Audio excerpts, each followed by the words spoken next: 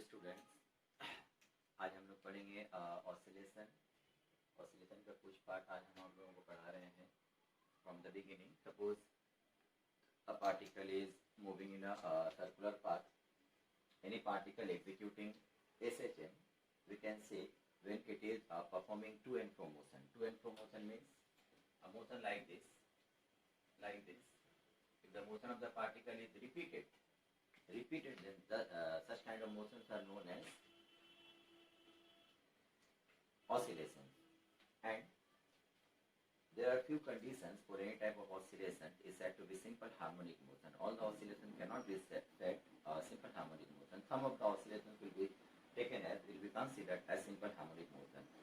So in case of simple harmonic motion, there are some characteristics. Number one, the motion of the particle must be periodic in nature. That means its time period must be constant. In that case, we can say omega equal to 2 pi by t. As t is constant, so omega will also be constant. Okay. And then displacement and acceleration are always opposite in direction. And acceleration of the particle will be always directed towards the mean position. And the last point is that acceleration and displacement are directly proportional to each other.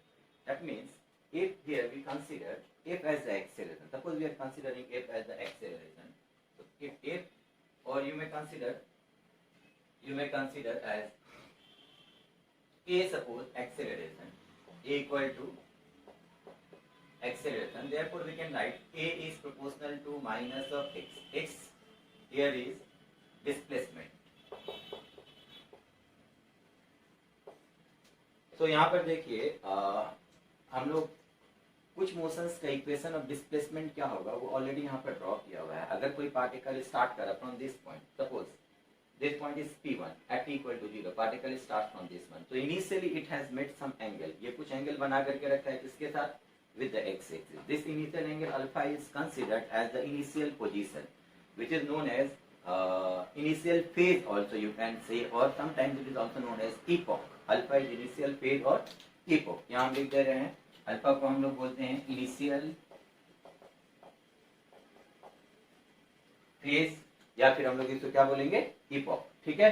तो initially already कुछ angle बनाया है. ये initial angle alpha से हम लोगों को क्या पता चलेगा? What is the initial position of the particle. If suppose alpha is positive, that means the p1 point is above x axis. If alpha is negative, then we can say starting point of the particle is below the x axis. Okay, and if alpha equal to 0, then in that case we can say the particle is starting exactly from the point x, which is considered as the extreme position. Okay. Now after time t, suppose after any time t, the particle reaches the point p. After time t, the particle reaches the point p. T is suppose the time.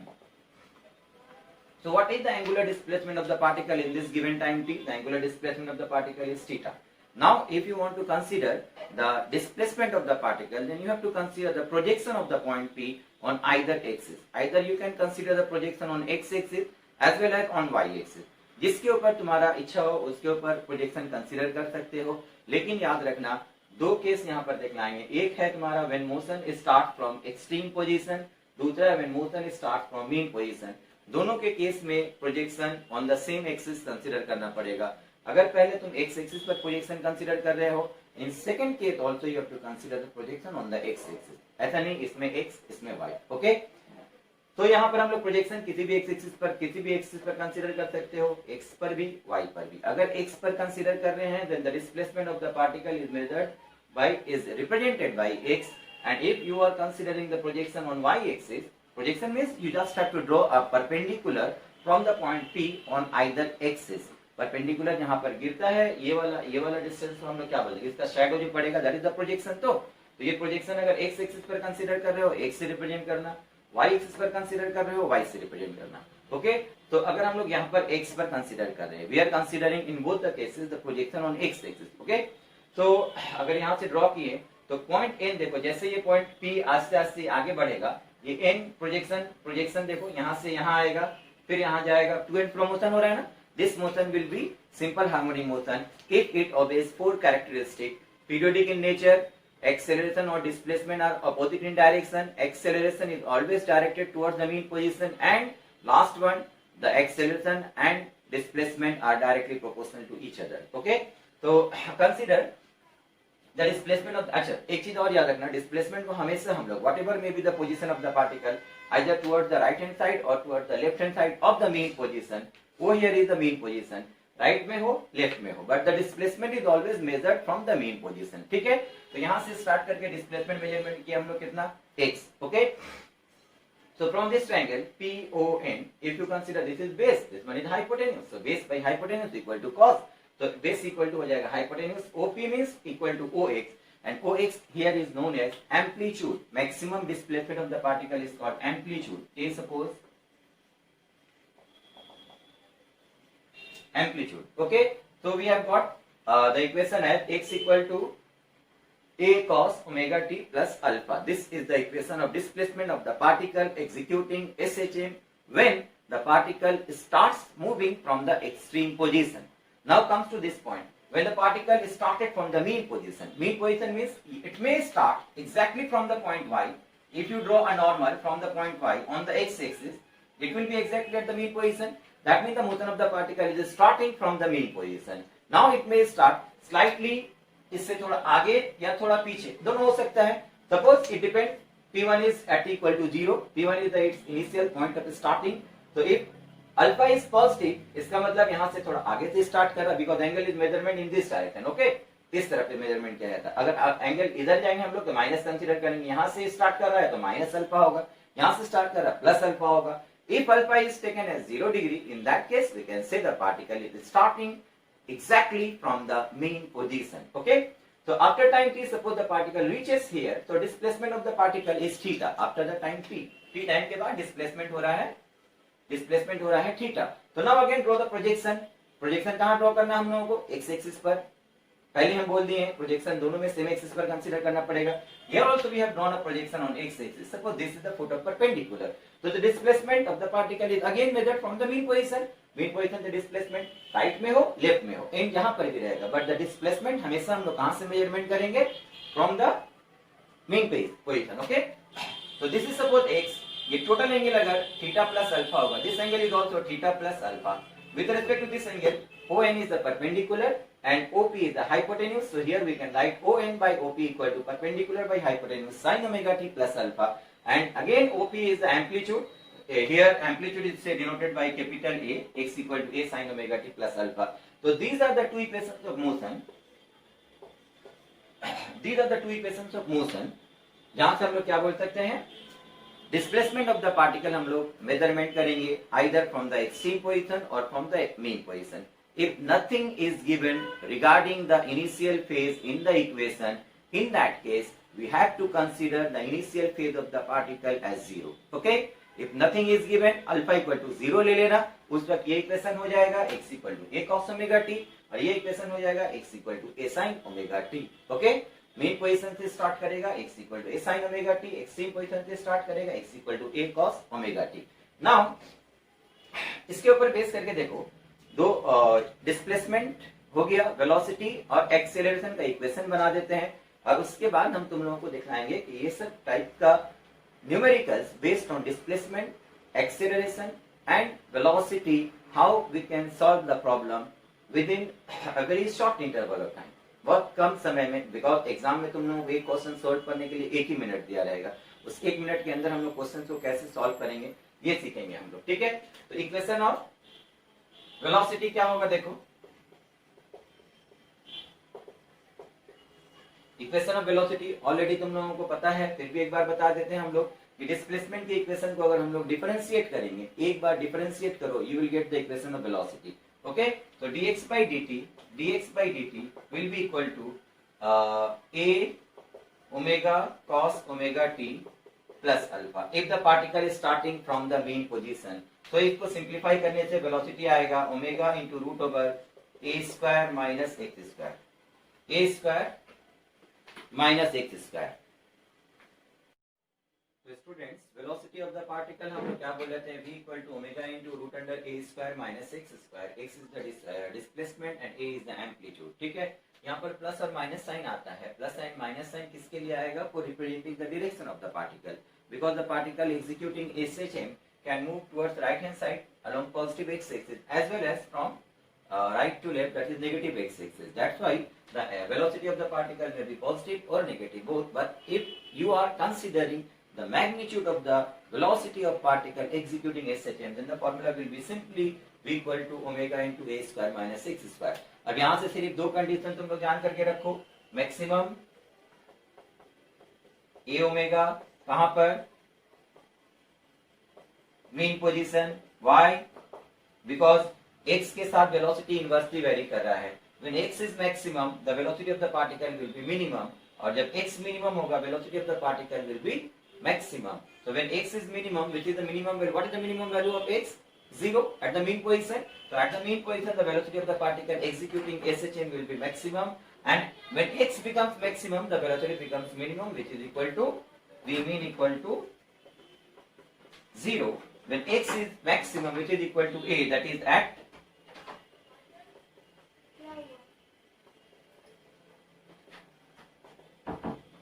extreme position. Okay, so these are the equation of velocity, and similarly we can get the equation of acceleration. So acceleration equal to, we know, if we consider acceleration of the particle as a, so a equal to, we know formula क्या होता है, फिर से इसको differentiate करो, again differentiation will give you acceleration which is equal to minus omega square a. As we know these equations already, हम लोगों को ये सब इक्वेशन पहले से ही पता है, जस्ट रिकैप करने के लिए फिर इक्वेशंस बता रहे हैं, नाउ डायरेक्टली हम लोग पास आउट कर जाएंगे किसमें, to solve the numericals, how you can solve the numericals based on SHM, based on displacement, velocity and acceleration. Okay, so in magnitude, if you consider the magnitude of the acceleration, then it will be equal to omega square x. So maximum acceleration will be omega square into a at the extreme position, and minimum acceleration of the particle will be equal to 0 when x equal to 0, that is at the mean position. ठीक है, तो हमेशा याद रखना किसी भी particle का acceleration जहां पर मिनिमम होगा, that will be the mean position, that is also known as the position of equilibrium. So ये कॉन्सेप्ट भी हम लोग बहुत जगह यूज करेंगे. एक्सेलरेशन मिनिमम होने का मतलब क्या हुआ, 0. 0 होने का मतलब क्या हुआ, f is 0, f is minimum. Okay, तो कोई भी पार्टिकल का अगर force acting on the particle हम लोग कैलकुलेट करेंगे जहां f इक्वल टू 0 हो जाता है, तो वो उसका पोजीशन ऑफ इक्विलिब्रियम होता है. ये हम लोग पूरे आइसोलेटेड सिस्टम के लिए बाद में हम लोग इसको सीखेंगे. अब देखो यहां से, अब यहां पर से हम लोग आते हैं. तो स्टूडेंट्स, हम लोग एक डिस्प्लेसमेंट और टाइम का एक टेबल बनाते हैं. उस टेबल को हम लोग लर्न करते हैं. लर्न मीन्स बताते बताते तुम लोगों को खुद ब खुद लर्न हो जाएगा. उसके ऊपर बेस करके फिर हम लोग देखना बहुत सारे न्यूमेरिकल्स आएगा, उसको हम लोग डायरेक्टली कैसे सॉल्व कर सकते हैं. तो टेबल क्या है देखो,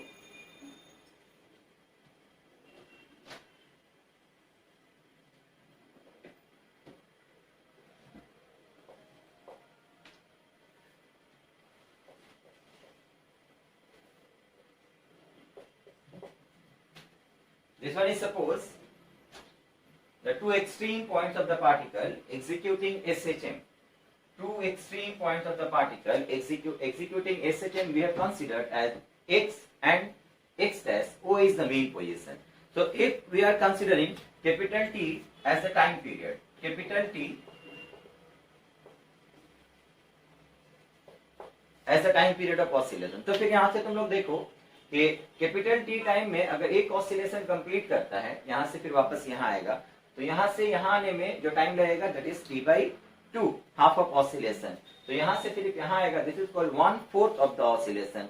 1/4 ऑफ ऑसिलेशन के लिए टाइम कितना लगना चाहिए, t/4. ठीक है. अच्छा, समटाइम्स एक ये भी आ सकता है 1/8 ऑफ ऑसिलेशन. 1/4 ऑफ ऑसिलेशन का मतलब क्या हुआ, यहाँ से यहाँ जाएगा या फिर यहाँ से यहाँ आएगा. This is the 1/4 of oscillation. Okay, अगर बोलेगा 1/8 ऑफ ऑसिलेशन का मतलब क्या हुआ, 1/4 का हाफ करो 1/8 होगा. 1/8 मींस व्हाट, इन दोनों के एकदम बीच में रहेगा यहाँ पर. ठीक है, exactly at the mid point. This point is suppose x equal to a/2, isn't it? a is the amplitude. Okay, तो x equal to a/2 point पर जब आ जाएगा ये यहाँ से यहाँ या फिर यहाँ से यहाँ, this is called 1/8 of the total oscillation. 1/8 of the total oscillation. Okay, अब देखो यहाँ पर इन टर्म्स ऑफ t हम एक टेबल बना रहे हैं. x इक्वल टू a/2, दोनों का पॉइंट का मिड पॉइंट, ये पॉइंट में x इक्वल टू कितना होगा बताओ. This is x equal to 0, this is x equal to a/2, यहाँ एक पॉइंट लो x इक्वल टू √3a/2 और यहाँ एक पॉइंट लेते हैं हम लोग x equal to a। Okay, so these are different points.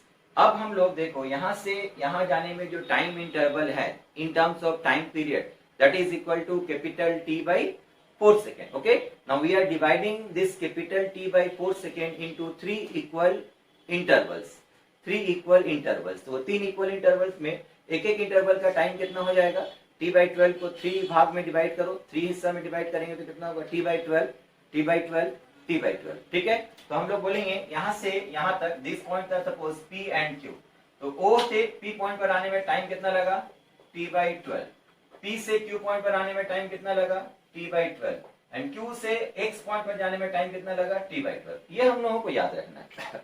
अगर हम लोग T by 4 सेकेंड को 3 इक्वल इंटरवल ऑफ टाइम में डिवाइड करेंगे तो एक एक इंटरवल ऑफ टाइम में पार्टिकल कहां से कहां चला जाएगा, ये हम लोग कैलकुलेट कर सकते हैं। We can also prove this if the particle is starting from the point O, exactly from the point O, then the equation of displacement, if the displacement is considered along x-axis, is given by x equal to, देखो हम यहाँ दिखला दे रहे तुम लोगों को, x equal to a sin omega t, यही होता है।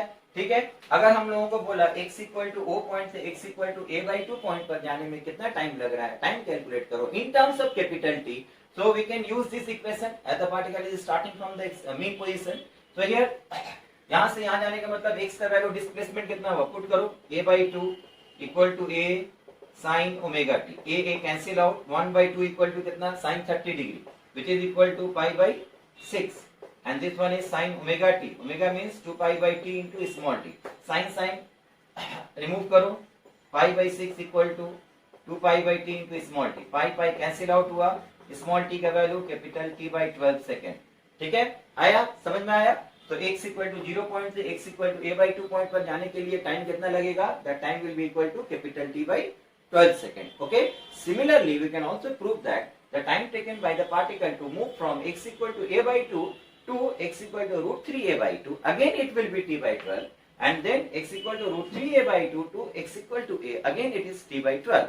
तो हम लोग T by 4 को 3 इक्वल पार्ट्स में डिवाइड कर रहे हैं। ये टाइम और डिस्प्लेसमेंट का एक टेबल ड्रॉ किए हैं, इस टेबल को लर्न करेंगे हम लोग, इससे बहुत सारा प्रॉब्लम को हम लोग with in 5 to 10 second solve कर सकते हैं। कैसे करेंगे अभी हम लोग देखेंगे। देखो सिमिलरली अगर इस साइड में आएंगे हम लोग तो ये आएगा x इक्वल टू -a/2, ये पॉइंट हो गया x equal to -√3a/2, and this point is x equal to -a।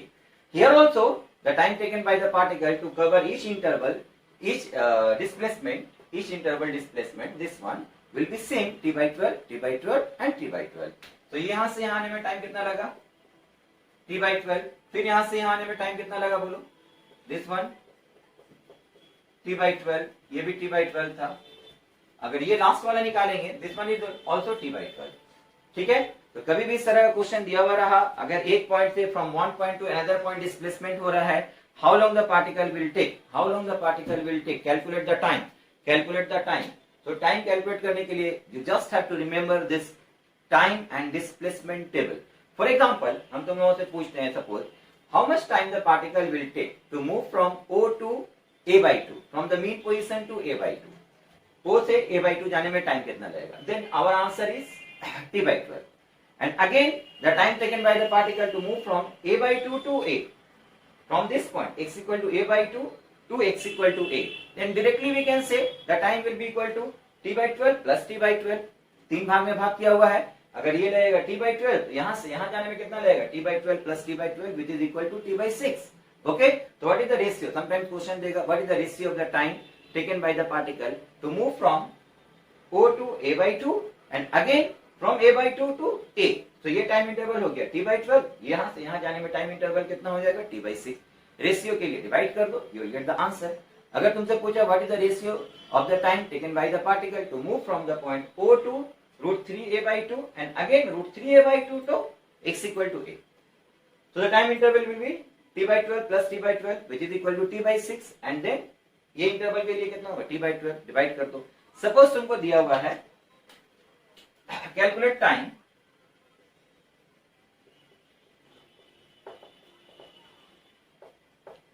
to move from x equal to plus a by 2 to x equal to minus a by 2, starting from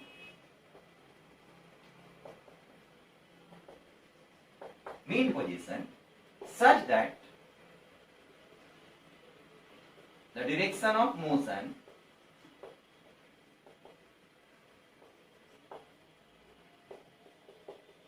at the two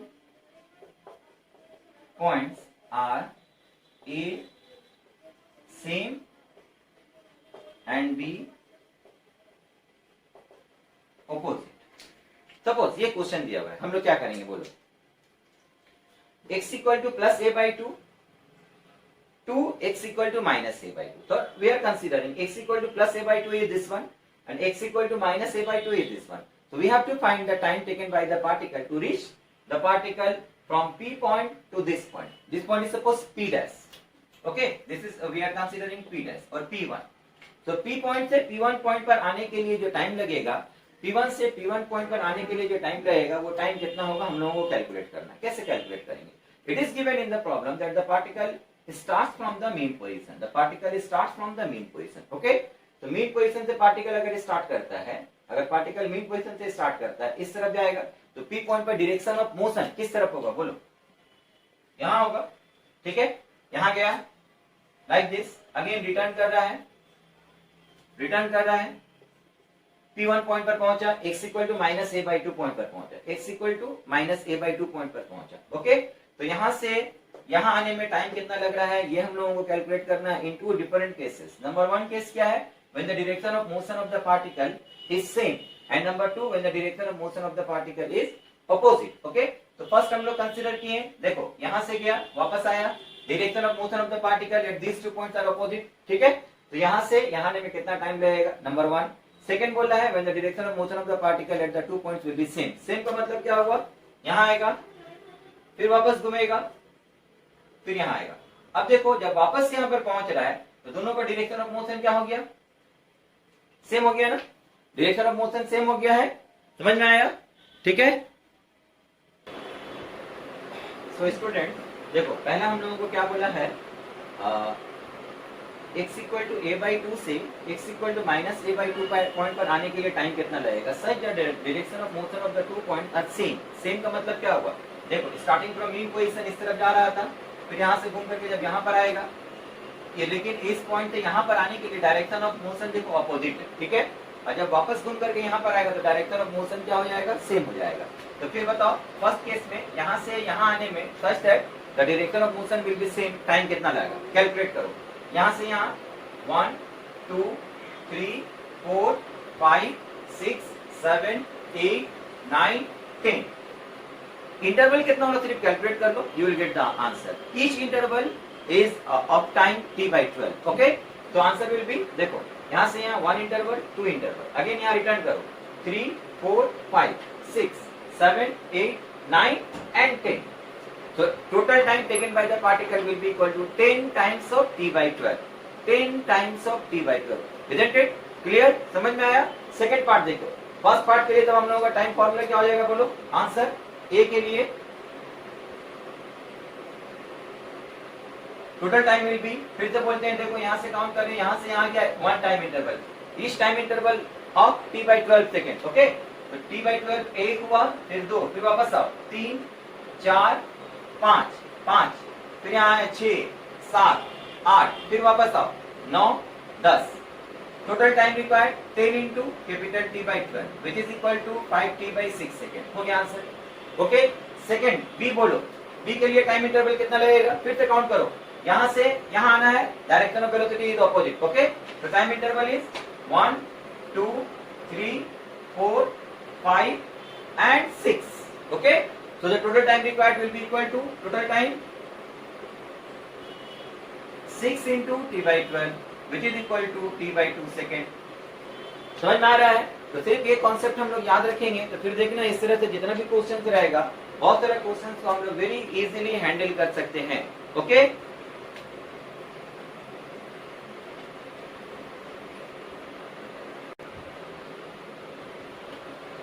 अब एक और time interval देखो, उसी के साथ साथ इसको भी याद रखेंगे हम लोग। This is O x and से दिस इज एक्स नॉट। तो अब हम लोग ये टोटल टाइम इंटरवल को यहाँ से यहाँ आने में जो टाइम इंटरवल है, this time interval is how much, capital T by 4, isn't it?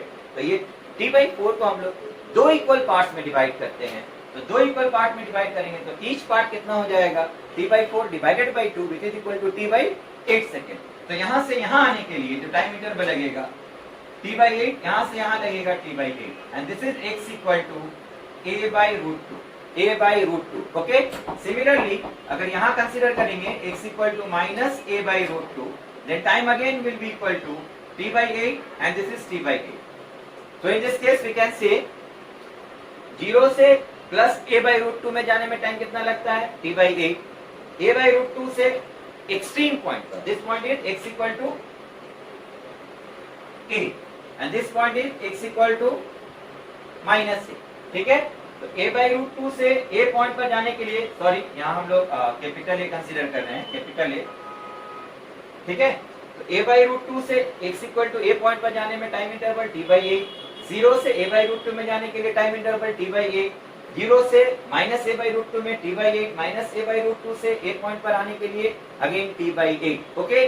तो ये सब पॉइंट पर हम लोग वेलोसिटी भी कैलकुलेट कर सकते हैं, एक्सेलरेशन भी कैलकुलेट कर सकते हैं, काइनेटिक एनर्जी भी कैलकुलेट कर सकते हैं, पोटेंशियल एनर्जी भी कैलकुलेट कर सकते हैं, each and everything when either time is given और x इज गिवन, ओके। तो यहाँ से देखो, अगर बोलेगा what is the velocity of the particle at this point, तो velocity equal to we know omega into root under x square minus a square minus x square. तो x का simple value यहाँ पर पुट कर दो, ठीक है। अगर टाइम बोल दिया रहेगा, एक टाइम दिया हुआ रहेगा, उसके रिस्पेक्ट से यहाँ से वेलोसिटी निकालना है, यहाँ पर का वेलोसिटी निकालना है, यहाँ का वेलोसिटी निकालना है, यहाँ का वेलोसिटी मैक्सिमम होता है, यहाँ का वेलोसिटी कितना होगा, जो यहाँ का होगा। सिमिलरली इस पॉइंट का वेलोसिटी कितना होगा, जो इस पॉइंट का होगा। ये सब कुछ हम लोग कैलकुलेट कर सकते हैं, ठीक है। अब देखो इसके ऊपर बेस करके और कुछ क्वेश्चंस करवाते हैं तुम लोगों को, कैसे कैलकुलेट करेंगे। सपोज तुमको दिया हुआ है find time taken by particle to complete 5/8 oscillation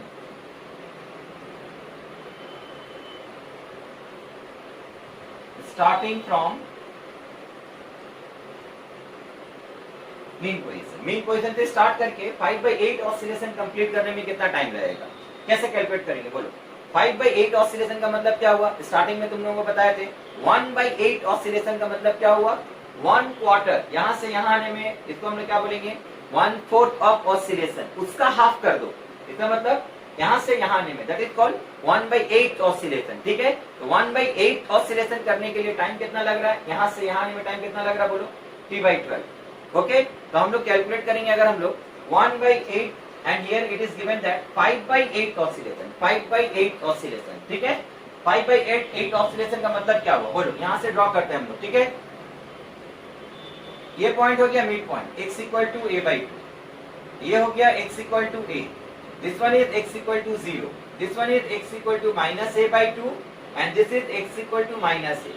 तो 5/8, 1/8 oscillation means starting from mean position half of the amplitude, okay. तो 5/8 का मतलब क्या हुआ बोलो, यहाँ से यहाँ आया 1/8, फिर यहाँ से यहाँ आया 1/8, अगेन ये वाला बोलो 1/8, फिर ये कितना हो गया 1/8, 1 2 3 4, फिर यहाँ से यहाँ आया कितना होगा 1/8, 5/8 oscillation completed, okay. How much time it takes to complete 5/8 oscillation. 5/8 oscillation के लिए टाइम कितना लगा, काउंट करो, यहाँ से यहाँ गया कितना लगा, this total time is T/4, okay. फिर यहाँ से यहाँ आया कितना टाइम लगा, this total time is again T/4, फिर यहाँ से यहाँ आने में टाइम कितना लगेगा बोलो, यहाँ से यहाँ आने में टाइम कितना लगेगा T/12। So total time required to make 5/8 oscillation will be equal to total time required will be equal to, यहाँ से 1 क्वार्टर T/4, फिर यहाँ से यहाँ 1 क्वार्टर T/4, ओके। फिर यहाँ से यहाँ आने के लिए टाइम कितना लगा T/12, ऐड कर दो, यहाँ से पता चल जाएगा। तो 12 एलसीएम लिया हम लोग, 4 3 12, 3 + 3 + 1 7 T/12, So the total time required will be equal to 7t/12. So thus we can solve such kind of problem. ठीक है, यहाँ से हम लोगों को क्या पता रहना चाहिए, सिर्फ ये दो टाइम टेबल का इंटरवल जो है ये अगर पता रहेगा, you can solve each and every problem. ठीक है, अब देख लाते हैं तुम लोगों को और कुछ क्वेश्चन.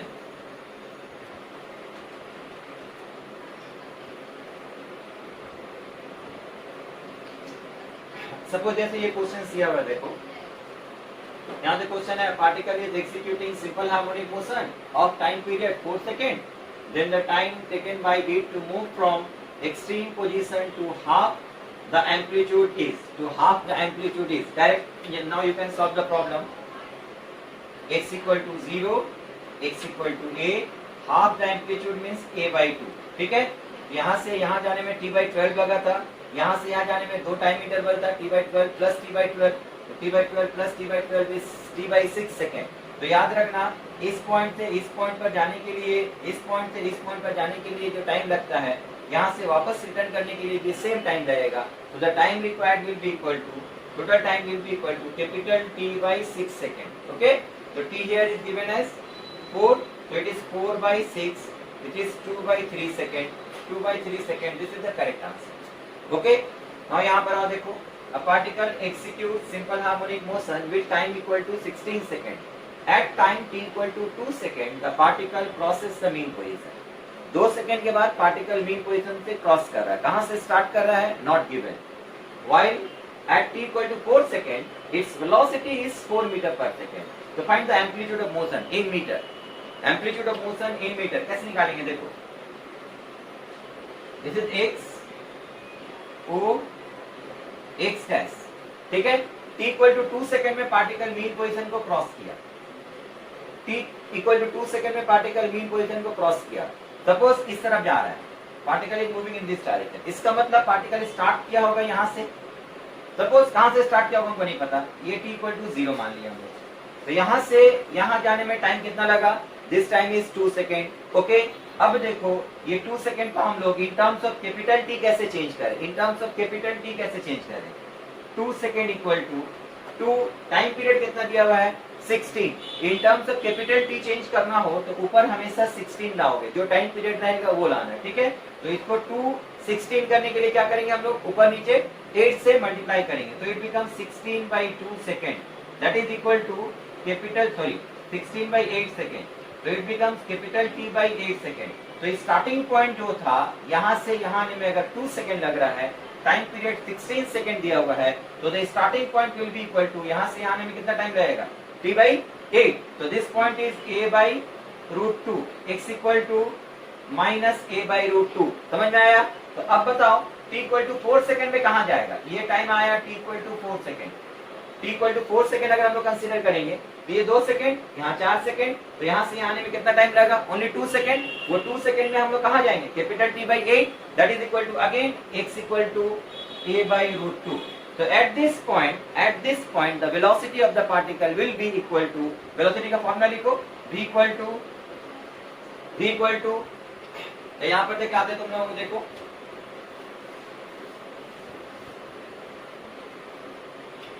v इक्वल टू क्या आएगा, ओमेगा. यहाँ से क्लियर हुआ वेलोसिटी कहाँ किस पॉइंट पे दिया हुआ है, डिस्टेंस दिया रहा था, इजीली सॉल्व कर सकते थे. टाइम दिया हुआ है तो टाइम के मदद से जो टाइम टेबल हमको पता है उससे हम लोग पोजीशन एवरी पॉइंट का निकाल सकते हैं. और हमेशा क्वेश्चन ऐसे ही फॉर्म में दिया हुआ रहता है. ओके, तो यहाँ तो देखो omega into root under a² minus x². तो x की जगह में क्या पुट करेंगे हम लोग, a²/2. ठीक है, ये a मान कैपिटल है, दिस इज कैपिटल है. यहाँ से कितना आएगा, omega 2a² minus a², that is a/√2. ठीक है, अब वैल्यू तक पुट करो. v का वैल्यू कितना दिया हुआ है, 4. Omega equal to 2π/t. t is how much, 16. t is 16 into a/√2. Okay, तो 2 कैंसिल आउट हो गया, 8. a का वैल्यू कितना आएगा बताओ, 32√2. 32√2/π, 32√2 divided by pi. This is the amplitude. ठीक है, 32√2/π. तो this will be the correct answer. समझ में आ रहा है. तो अगर वो टेबल अगर हम लोग लर्न कर लेंगे, डिस्प्लेसमेंट और टाइम का रिलेशन क्या हो रहा है, अगर वो लर्न कर लेंगे, वो याद रहेगा, तो इस तरह का जितना क्वेश्चंस रहेगा इजीली सब क्वेश्चंस को हम लोग with in 20 to 30 second solve कर सकते हैं, each and every problem of this chapter. ठीक है, अब नेक्स्ट और कुछ क्वेश्चन दिखलाते हैं. देखो सो देखो नेक्स्ट क्वेश्चन ये रहा, सपोज ये क्वेश्चन है, ये क्वेश्चन पहले तो करते हैं हम लोग पूरा particle executing SHM t equal to 8 second at t equal to 0 it is at mean position. The ratio of the distance traveled by it in the first and the second second is, first second में जो distance cover कर रहा है और second second में जो distance cover कर रहा है उसका रेशियो फाइंड करना है, ठीक है। तो टेबल ड्रॉ करते हैं हम लोग, ये x इक्वल टू 0 है, कितने देर में बोला, स्टार्टिंग फ्रॉम मीन पोजीशन, मतलब यहाँ से स्टार्ट किया, ठीक है, at mean position the ratio of the distance travelled by it in the first second, first second मतलब starting from the mean position 1 second होगा, ठीक है, 1 सेकंड। इस 1 सेकंड को हम लोग कैपिटल टी के टर्म्स में एक्सप्रेस करें, कैपिटल टी के टर्म्स में एक्सप्रेस करने के लिए क्या करेंगे, ऊपर कैपिटल टी लाना है। कैपिटल टी लाने के लिए क्या करना पड़ेगा बोलो, जो टाइम पीरियड दिया हुआ रहेगा उसी से ऊपर और नीचे मल्टीप्लाई कर दो, तो it becomes 8/8, that is capital T by 8। Capital T by 8 second में कहां से कहां चला जाता है, वी नो, जानते हैं हम लोग, कहां चला जाएगा बोलो, this is capital T by 8 second means a/√2, clear.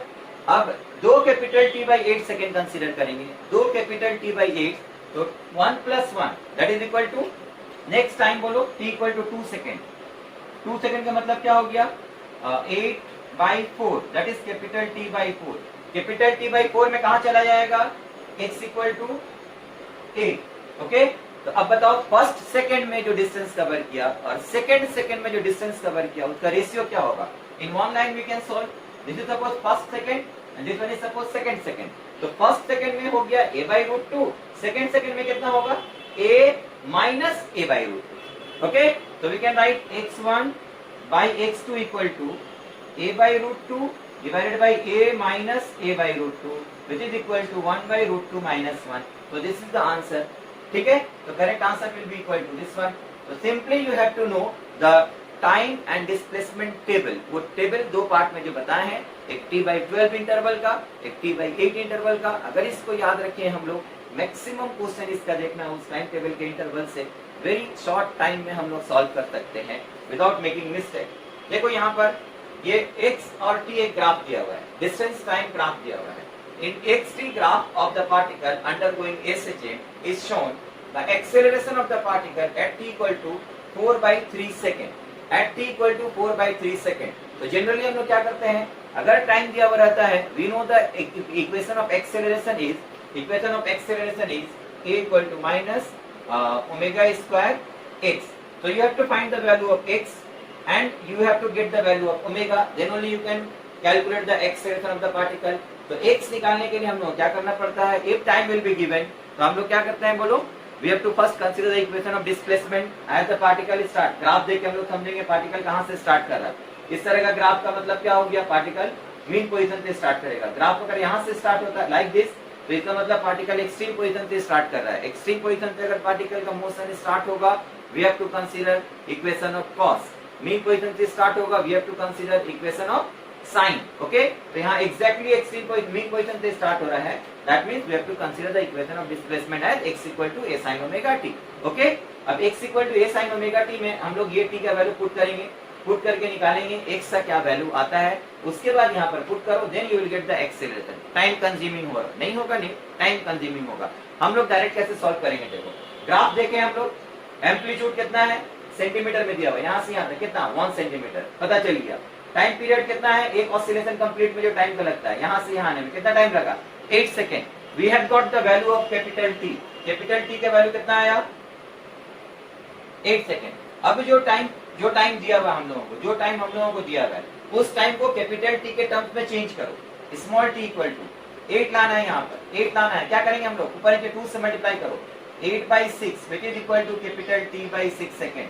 अब बताओ कैपिटल टी बाई 6 सेकेंड में starting from the mean position particle कहां से कहां चला जाता है, x equal to √3a/2, t/12 plus t/12 √3a/2। तो डायरेक्ट कर यहाँ पर पुट कर दो, minus omega means 2π/t whole square and this is √3a/2, ठीक है। अब वैल्यू पुट करो, t का वैल्यू कितना दिया हुआ है 8, तो it becomes minus 4π²/8² 64 and this one is √3, a का वैल्यू कितना 1/2। सॉल्व करो, दिस इज कैंसिल आउट 16 तो it becomes minus root 3 pi square by 32। Option यही दिया हुआ है, minus root 3 pi square by 32। तो correct answer will be minus root 3 pi square by 32।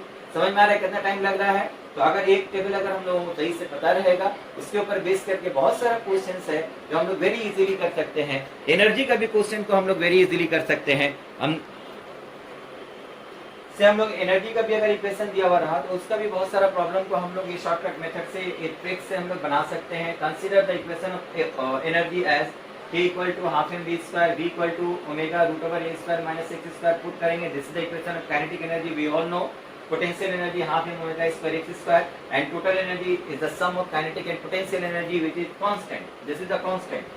So we can say a particle executing simple harmonic motion always obeys the principle of conservation of mechanical energy. So the sum of kinetic and potential energy will be always constant. जैसे kinetic कमेगा potential में बदल जाएगा, potential कमेगा kinetic में बदल जाएगा। Okay, तो इस तरह का क्वेश्चन देखो हम लोग कैसे करेंगे। यहाँ से एक क्वेश्चन देता है, अगर हम लोग डिस्प्लेसमेंट का frequency, let equation of displacement as x equal to a sin omega t, अगर हम लोग ये कंसीडर करते हैं तो equation of displacement x equal to a sin omega t, तो frequency of displacement is how much? Frequency of displacement is omega. So what will be the frequency of velocity, frequency of acceleration, frequency of kinetic energy, frequency of potential energy, frequency of total energy, anything you may be asked. तो यहाँ से हम लोग direct velocity बना लेते हैं। dx by dt क्या होगा बोलो? Velocity which is equal to a omega cos omega t। Again इसको डिफरेंशिएट करो, dv by dt you will get acceleration that will be equal to minus a omega square sin omega t। तो frequency calculate करने के लिए हमेशा याद रखना t का जो कोएफिशिएंट है वो कैलकुलेट किया जाता है। t का कोएफिशिएंट यहाँ पर कितना है? ओमेगा ओमेगा ओमेगा, ठीक है। तो एंगुलर फ्रीक्वेंसी डिस्प्लेसमेंट का, वेलोसिटी का, एक्सेलरेशन का, तीनों का सेम होगा। लेकिन अगर एनर्जी का फाइंड करने के लिए बोलेगा तो एनर्जी में यहाँ पर x का वैल्यू पुट करो। x इक्वल टू क्या होता है? a sin square omega t। तो a स्क्वायर हम लोग कॉमन ले लेंगे, तो ये हो जाएगा कितना? Half m omega square a square, यहाँ रहेगा क्या बोलो? 1 minus sine square omega t which is equal to cos square omega t, which is equal to cos square omega t। तो यहाँ से अगर हम लोगों को बोलेगा एंगुलर फ्रीक्वेंसी निकालने के लिए, तो हमेशा याद रखना एंगुलर फ्रीक्वेंसी कैलकुलेट करने के लिए साइन या कॉस के ऊपर पावर नहीं होना चाहिए, पावर को एलिमिनेट करना पड़ेगा। एलिमिनेट करने के लिए यहाँ पर 1 लाने के लिए सब मल्टीपल एंगल का फॉर्मूला यूज करो, हाफ इंटू 2 मल्टीप्लाई करो। हाफ इंटू 2 मल्टीप्लाई करेंगे तो it becomes 1/4 m omega square a square and this is 2 cos square theta is 1 plus cos 2 omega t। Okay, now its angular frequency becomes 2 omega. Now its angular frequency means t का coefficient of frequency, that is angular frequency। तो अगर displacement का frequency, angular frequency omega होगा, velocity का भी omega होगा, acceleration का भी ओमेगा होगा, but what about the potential and kinetic energy? Its angular frequency becomes 2 omega. Okay, what about for this one?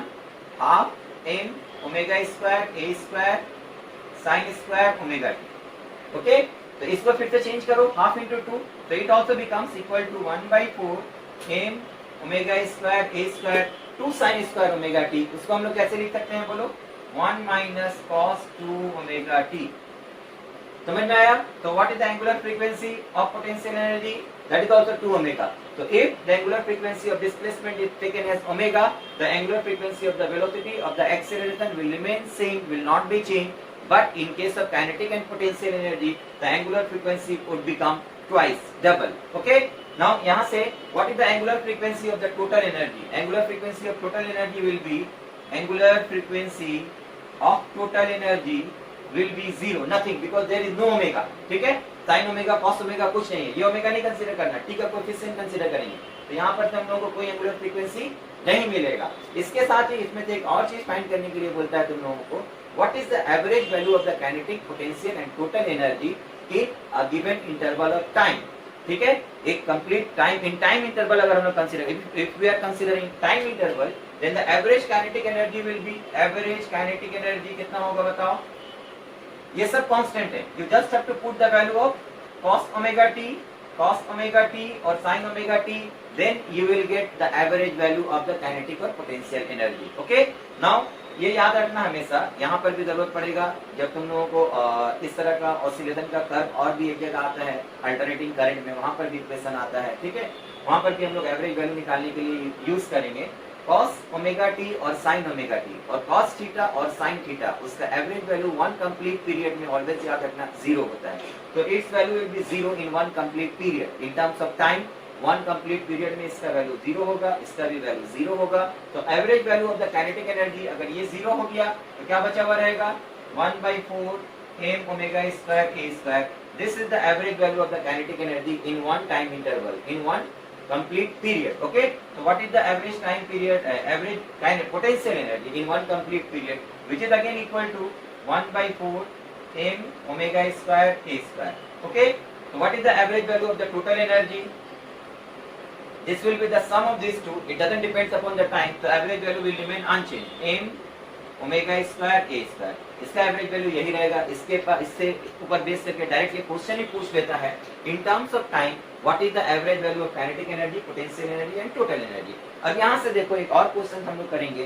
Suppose तुम लोगों को दे दिया है after starting from the mean position, if the particle is started from the mean position, after what time the kinetic energy of the particle will be 25% of the total energy. ठीक है, अगर ये question दिया after what time the kinetic energy of the particle will be 25% of the total energy। कैसे find करेंगे हम लोग, देखो फाइंड t निकालना है when its kinetic energy is 75% of total energy or 25% of total energy or 50% of total energy, like this if the questions are given।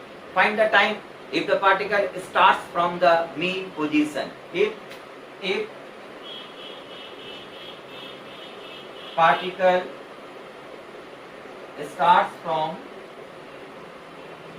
mean position। Okay, अब देखो हम लोग कैसे बनाएंगे। काइनेटिक एनर्जी कभी भी दिया हुआ रहेगा तो इस तरह का क्वेश्चंस को हम लोग काइनेटिक एनर्जी से सॉल्व नहीं करेंगे, हम लोग पोटेंशियल एनर्जी से सॉल्व करेंगे। हम लोग kinetic energy 75% of total energy करके बना सकते हो, टाइम लगेगा, मतलब वो भी कम टाइम लगता है, लेकिन उससे कम टाइम में अगर बनाना चाहो तो kinetic energy and potential energy का सम तो हमेशा टोटल एनर्जी होता है। अगर काइनेटिक एनर्जी 75% है, टोटल एनर्जी कितना होगा बोलो, the total energy will be equal to how much, sorry potential energy कितना होगा, the potential energy will be equal to 25%। Kinetic energy 75% है, potential energy 25% of the total energy होगा। अगर kinetic energy 25% of total energy दिया हुआ होता तो potential energy कितना होता, 75% ऑफ टोटल एनर्जी हो जाता। ठीक है, तो इस तरह का क्वेश्चन को हम लोग ऑलवेज किससे बनाएंगे, पोटेंशियल एनर्जी से बनाएंगे। क्या क्यों बनाएंगे, देखो अगर कभी तुमको दिया हुआ है potential energy half m omega square x square is n% of total energy. ठीक है, तो टोटल एनर्जी का वैल्यू कितना है बताओ, half m omega square x square equal to n% of half m omega square a square. ये और ये कैंसिल हुआ, x का वैल्यू कितना होगा, जो परसेंटेज दिया हुआ रहेगा उसका square root times of a, जो परसेंटेज दिया हुआ रहेगा उसका square root times of a। Clear हुआ, समझ में आया। तो अगर हम लोग बोलेंगे काइनेटिक एनर्जी 75% ऑफ E है तो पोटेंशियल एनर्जी कितना होगा, 25% ऑफ E। ठीक है, तो डिस्प्लेसमेंट कितना होगा, जो 25% दिया हुआ है उसका क्या करेंगे हम लोग, square root. 25% means what, 25/100। 25/100 equal to 1/4। 1/4 का स्क्वायर रूट करो, कितना आएगा, 1/2। तो ये वाला अगर काइनेटिक एनर्जी है तो पोटेंशियल एनर्जी लिखेंगे हम लोग 25% ऑफ E। तो x कितना आ जाएगा बोलो, 25% का रूट माने 25/100 का रूट 1/4, उसका स्क्वायर रूट करो, कितना आएगा, a/2। x equal to a/2 point पर जाने के लिए कितना टाइम लगेगा, starting from the mean position, the time will be equal to t will be equal to capital T/6 second, capital T/6 second. समझ में आया। इस तरह का क्वेश्चन जितना रहेगा सिर्फ तुम लोग क्वेश्चन पढ़ते साथ साथ कैलकुलेशन करते करते आंसर दे सकते हो। तुम लोगों को कोई भी इक्वेशन, ये जनरली हम लोग क्या बनाते हैं, यहाँ से x निकालेंगे, x का वैल्यू यहाँ पुट करेंगे, फिर तो टाइम आएगा।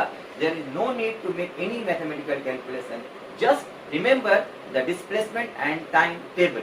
उसको अगर याद रखोगे, maximum question based on oscillation, displacement, velocity and acceleration and kinetic energy, ये सब का क्वेश्चन तो हम लोग डायरेक्ट इस तरह से सॉल्व कर सकते हैं।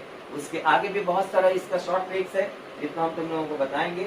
नेक्स्ट लेक्चर में तुम लोगों को हम बताएंगे कि बाकी कैसे हम लोग सॉल्व करेंगे, ठीक है। बहुत सारा question, each and every question of oscillation we can solve within 30 second. How you can solve हम तुम लोगों को इसके बाद भी बताएंगे। अगर ये लेक्चर पसंद आया हो तो लाइक कर देना, अपने दोस्तों के साथ शेयर करना, सो दैट ज़्यादा से ज़्यादा बच्चा लोग इसको सीख पाए। उसके अलावा कमेंट्स में जरूर बताना कि कैसा लगा, और जो भी तुम लोगों का रिक्वायरमेंट है, जहाँ पर भी तुम लोगों का डाउट है, फिजिक्स में कुछ प्रॉब्लम हो, जरूर भेजना। हम कोशिश करेंगे वो सब टॉपिक के ऊपर वीडियो बना करके अपलोड करने का। Okay, thank you very much.